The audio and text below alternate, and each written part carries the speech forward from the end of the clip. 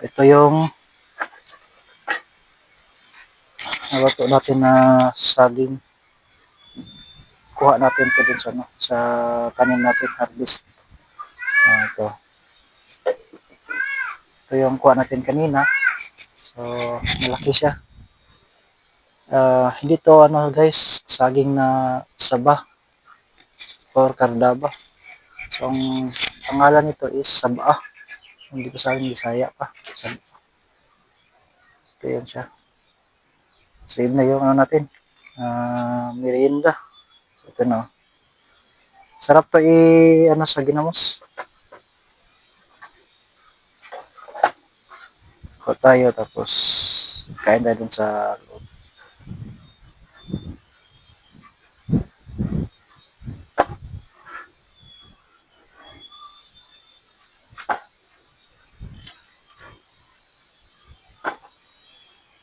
Hello guys. Hindi pa to hino guys. Ano pa to hilaw.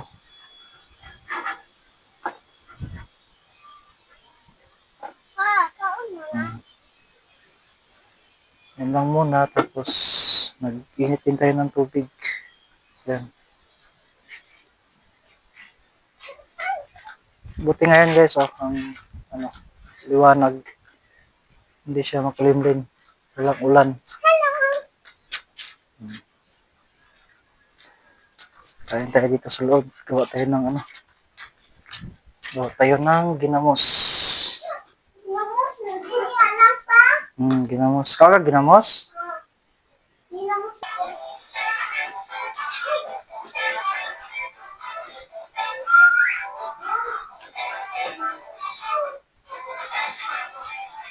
Gawa tayo ng guys, ginamos. May ginamos tayo dito. So, ayos pa naman to. Di pa to sira.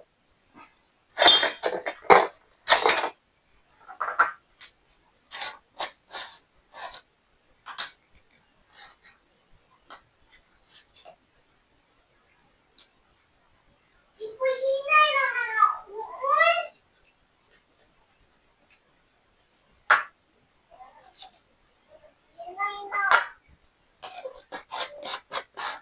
Tapos lagyan natin ng limonsito. May limonsito tayo kahapon na nakuha dun sa labas. So, lagyan natin to.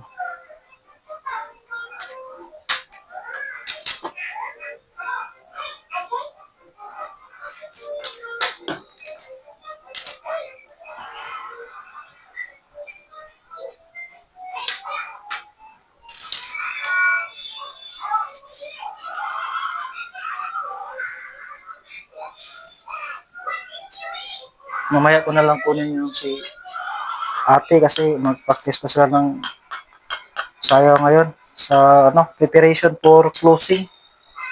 Umaga silang nag-practice kasi next week final na nila fourth quarter. Kaon ka ray alag ka ginamo sa kaya kun buta ka gas kaning silya. Ha? Ay di mo ni pwede pang bata. Sige gamay lang hali. Nara tilawe hali. Dili kayo niya lang. Hali. Dili ka? Guys. Stop.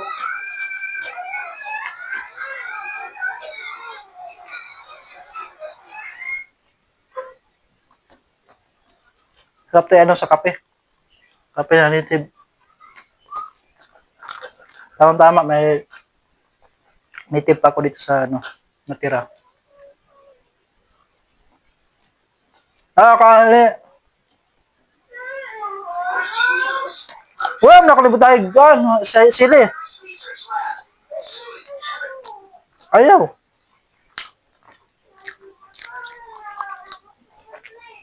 Tanawa dire check.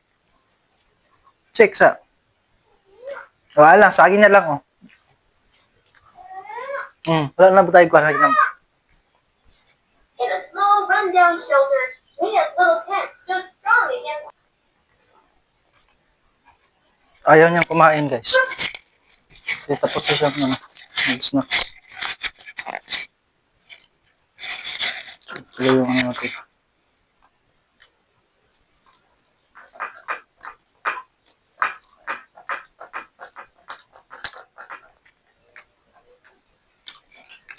Ito yung ginawa sa atin, oh.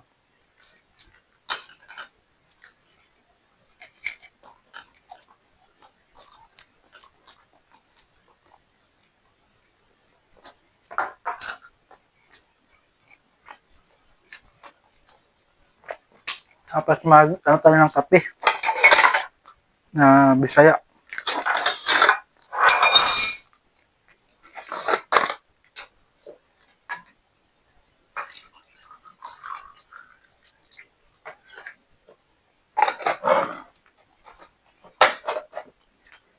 Native.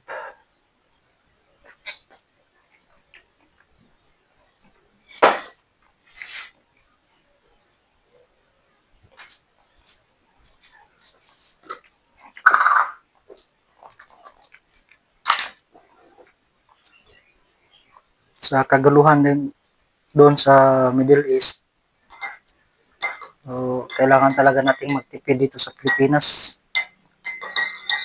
Diniscard talaga tayo para mabuhay lang. Kasi sobrang ano na eh. Apektado lahat. Sa pagtaas ng gasolina, nagsisataasin din lahat ng mga bilihin. Yung bigas, yung mga basic needs, asukal, kape, lahat-lahat na. Buti na lang may tanim tayo ng mga saging.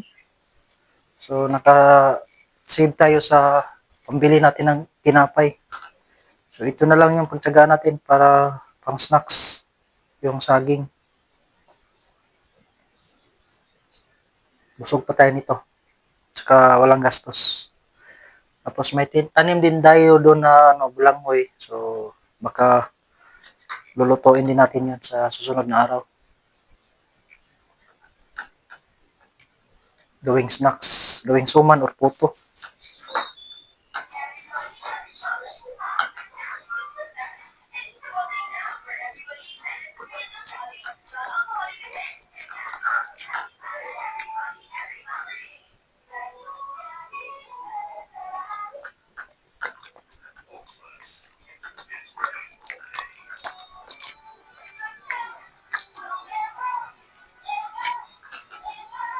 Tapos ang ginawa ko yung diskarte sa estudyante ko, si ate. Dati hindi ko siya pinagbaon ng tanghali. Sinusundo ko siya pag tanghali. Kasi dito kami sa bahay kumakain ng tanghalian. Ngayon, binabaunan ko na siya para tipid ako sa sa gasolina. So, hindi ko na siya susunduin sa tanghali. Ang ano ko na lang sa kanya, schedule is, hatid ko siya sa umaga. Tapos, babalikan ko na lang siya sa hapon. Mga 4 or 3:30. Dati kasi, umaga, hinatid, tapos kinukuha siya sa 11, tapos hatid ulit ng 1:00, tapos sunulit ng 4:00. Kaya,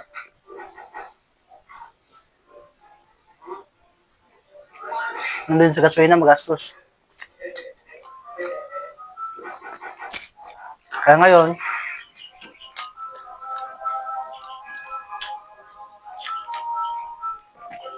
pagpasyahan ko na magbaon na lang siya.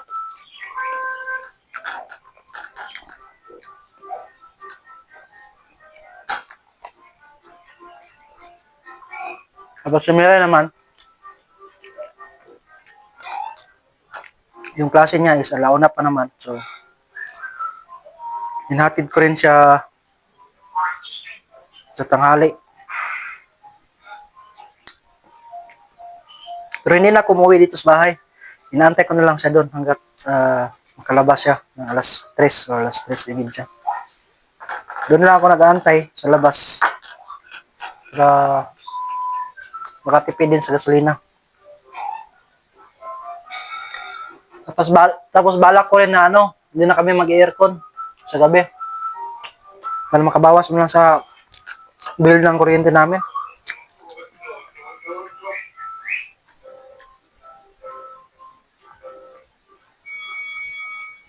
Mag-electric pa lang siguro kami.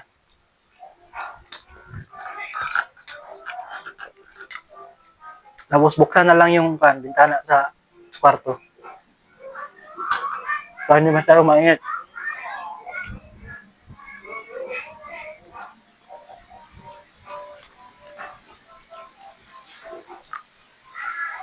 Tapos doon naman sa baboy, bala ko na rin hindi gumamit ng ng power spray. Kasi isang inahin lang naman siya. So, kaya ra mano-mano.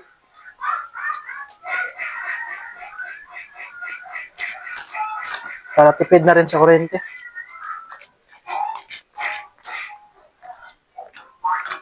Kasi pag naggamit ka ng power spray, syempre, kakainin nyo ng kuryente.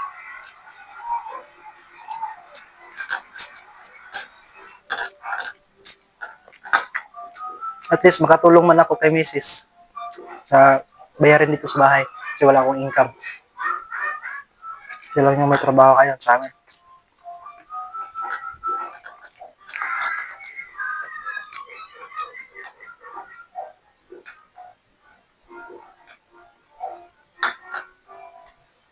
Sobrang sarap guys. Bagong harvest na banana. So, thanks for watching.